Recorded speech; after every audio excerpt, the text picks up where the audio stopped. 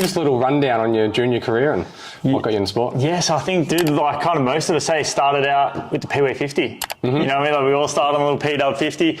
Dad brought me one home. I think I was 4 years old. I don't know why, but he got me a pink and purple one. And from, dude, it was love at first sight. Basically, just was like a trail rider forever. And Dad actually, or Mum and Dad kind of withheld me from racing for a long while. Like I didn't really start to get into it until like junior lights days, like 15 years old. And that's kind of when, I sort of jumped on like a fair bit of coaching. And I think that's where we really sort of started to see each other was like through Mossy days. Mossy schools. Yeah, Mossy schools. And kind of through there, just grew into that. And then like had a bit of success for racing, but it was never super successful. Like junior wise, I think, man, I got a couple of state titles and things like that, like just in the last year of juniors or early seniors when it was, it wasn't even MX3. It was under 19s. Under 19s, I think we got like New South Wales under 19 state champion and stuff, which was great for New South Wales. But again, dude, it was just like nothing compared to, even what you've accomplished. But yeah.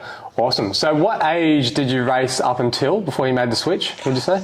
Well, dude, I was kind of, I guess, my last like red hot crack at it was 2013 as a privateer. And that's when like I got a bunch of top 10s in lights. Both indoors and outdoors. And then I sort of had a couple year hiatus, and that's when I sort of went into like, okay, I'm sick of not making money as a privateer. Like we're sort of all done and go, okay, I'm going to put my time and energy into working. And that was a trade of plumbing at the time.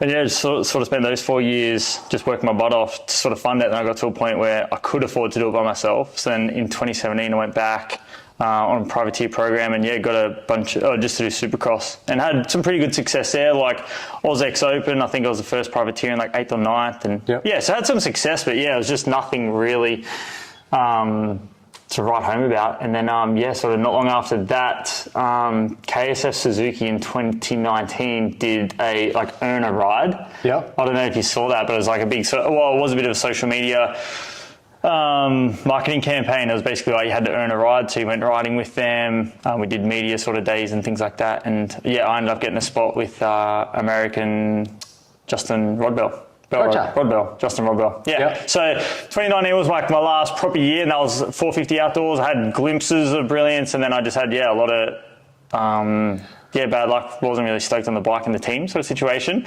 And then it was kind of dude, exactly.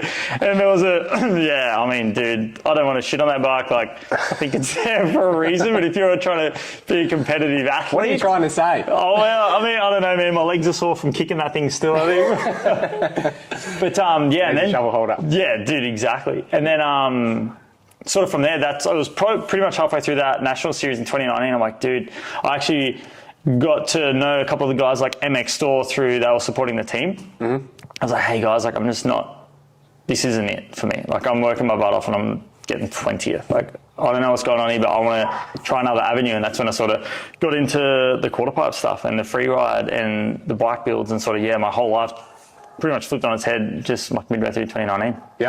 So you've been one of probably, I'd say, the more successful guys to go from an organic career in motocross, just grew up like everybody sort of does, and then made the switch into freestyle, free riding, quarter pipe. Explain that. Yeah, so it was kind of like I just had an itch and I had a gut feeling, and I felt like I had skills to showcase, and they were never getting showcased through racing. So when I started to look at the quarter pipe stuff, and it was really green then, like only a few guys were kind of riding it, and from memory, Creedy was the only one in Australia with one of those ramps. So I hustled together to get one of a good friend of mine, Rummers, who's an engineer, and he rigged me up a ramp, so got the quarter built, and then things started to get real from then on. Like once I got the quarter pipe built and had a look at it, I'm like, what am I doing? But it's kind of one of those things, you break it down, you start analysing it, you start small, you work your way up, and then from then on, I'm just like, for me, like I was enjoying myself so much more, I was putting so much time and energy into content creation and riding and having fun, and just from then, like organically, my following grew, my support grew, and then that's kind of what brought on the next part. I'm like, all right, I really want to ride X Games quarter. Like at that stage, I was doing like 20 to 30 foot. It wasn't nearly as gnarly as what it is now. Yeah. So for me, I was like, when I was riding at home, I was kind of like, you kind of minimum have to jump like 15 feet high just to turn around. Well, that was going to be my question. What happened the first time you jumped it? What do you do? Well, Because it seems like you're either all in or you're just, I don't know what happens. And you kind of do have to be, just the way the ramp works. Like the last, I think it's 1,500 mil, so 1.5 meters is actually straight, not dead vertical, but it's straight. Yep. So you have a transition, and then the last 1.5 meters is straight. So if you go off before that, you're going to push forward. Gotcha. You know what I mean? So you almost have to nearly ride off the top to actually get to a point to turn around. You've got to commit right to the top. Yeah, to a certain degree. So, well, at least within the top meter, or meter and a half. So for me, it was kind of aim for that spot and kind of turn around. But it was interesting because... That must be so foreign. So foreign, because you literally think of taking off and turning, but then without enough momentum, like you're just low siding down to the ground. Yeah. You know what I mean? Like you're literally taking off like that. So it's it like doesn't really mimic anything else you would have ever done on a bike. It doesn't at all. Like reference what you need to do off it. Exactly right. And that's where I just think from like racing and having those skills, it is so important. And it did really help me. Like after that sort of first day of breaking it down, I think I spent 2 afternoons like not quite going off the top. And I was like, okay, I kind of understand this. And nowhere near to the point of what guys are doing now, but to the point I was like, okay, I can do this. Like, I'm not going to die. Mm-hmm.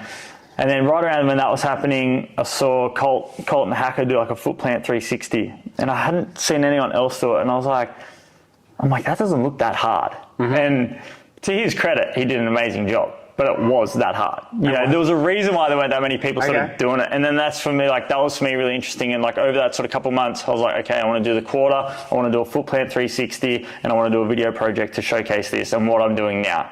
Yep. You know what I mean? And this is like within a couple months of pulling out of the MX Nationals and stepping away from Suzuki. Right. And then, so yeah, that kind of happened, and I put out a video project late 2019 at the end of that year, and then that's kind of when things skyrocketed. And well, for me, I got, I guess not skyrocketed, but I got momentum as far as like the content creation and an audience. And I was like, okay, this is like going into 2020. This is what I want to do. Yeah, gotcha. This is who I feel like I am. I can express myself better doing this and putting just as much time and effort as I was into racing, but into like free riding. And then early 2020, I actually contacted Eric Perrinard. I was like, hey dude, like I want to be an X Games for quarter pipe. Like I'm capable. This is what I'm doing. And he's like, awesome, man. Like we're keeping an eye on you. And for me, I'm like, that's not good enough. Like I want them to like, we need this guy. So that's when, I kind of got the idea to do the alley-oop, which didn't unfortunately turn out to be too good.